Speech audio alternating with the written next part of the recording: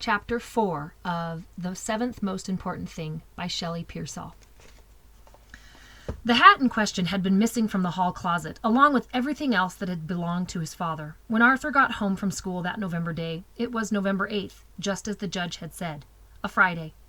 Arthur remembered opening the closet to hang up his stuff. He'd just taken off his coat and tossed his shoes inside when he realized something was different. The closet was tidy and half empty. It smelled like Murphy's oil soap.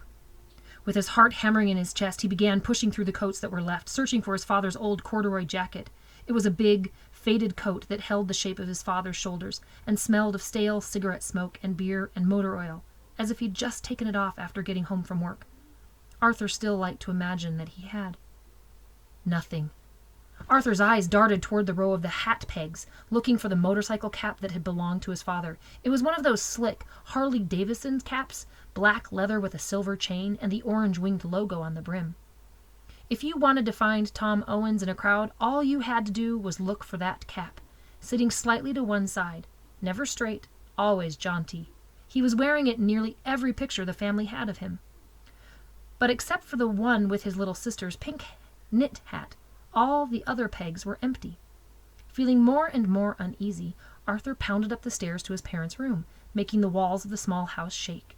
He and his sister shared one room at the top of the stairs. His parents shared the other. Both rooms were shabby.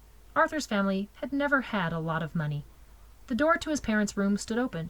Arthur saw that the old radio his dad used to listen to ball games on was missing. The wedding picture that had always been on his parents' wall was gone. Even the ashtray on the windowsill, the one he'd made for his dad in art class in 3rd grade, a hideous green and blue swirl of clay, wasn't there. Arthur had been afraid this was coming. It had been 3 months since his dad died, although it still felt like yesterday. Arthur hadn't forgotten how upset his mom had been after the funeral, how she'd gone through the kitchen like a bulldozer when they got home. "I don't want anything that reminds me of Tom left in this house. Nothing. Not one damn thing," she'd shouted, half crying, half yelling, as she threw out everything she could find in the refrigerator and cupboards. His father's booze, bags of corn chips, packs of cigarettes, cans of pork and beans, anything that had belonged to him, anything he'd liked. Only Arthur's begging and his sister's tears had finally stopped her from clearing out even more that night. And now the rest of his father's things were gone. For the past couple of weeks, his mom had been hinting that it was time for them to move on. "We need to make a new start," she'd been saying. But he never thought she would do something like this without giving him some warning. Had she just packed up his dad's stuff and thrown everything out while he was at school? Feeling sick, he pounded back down the stairs, yanked on his shoes, and ran outside to look.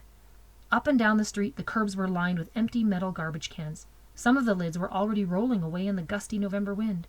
Leftover bits of trash stuck to the city street. Arthur began to sprint, careening madly down his block and around the corner as if he could somehow catch the garbage truck and save his father. That was when he noticed the old man, who often came through the neighborhood on trash day with his grocery cart looking for junk. "Got any shiny stuff for me today?" he'd holler if people were outside. "Anything valuable you don't want?" Everybody called him the junk man. They knew he picked through their garbage whether they let him or not. He'd been collecting junk for years, as far back as Arthur could remember, always pushing the same rusty cart down the street and always wearing the same filthy tan coat, summer or winter. Arthur had seen the guy take wine bottles out of the trash and put them straight into his coat pockets. Or sometimes he'd haul people's discarded furniture, broken chairs, headboards, small tables, in a teetering pile in his cart. One person even spotted him sitting on a piano bench in their yard once, playing an invisible piano. He was a crazy old drunk, people said.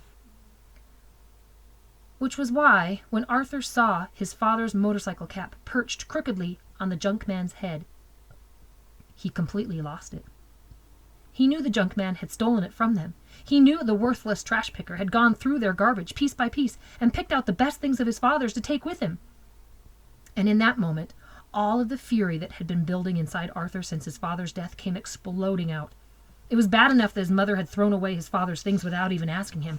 Bad enough that most people thought his father had thrown away his life and didn't deserve to be remembered.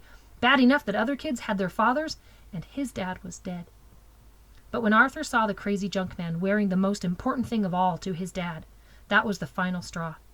Did the old man think it was okay to steal things from dead people? Did he wander around the neighborhood waiting for people to die so he could run off with their favorite possessions? Was that what he did? Or was he mocking Arthur's dad by wearing his hat? Was it some kind of sick joke?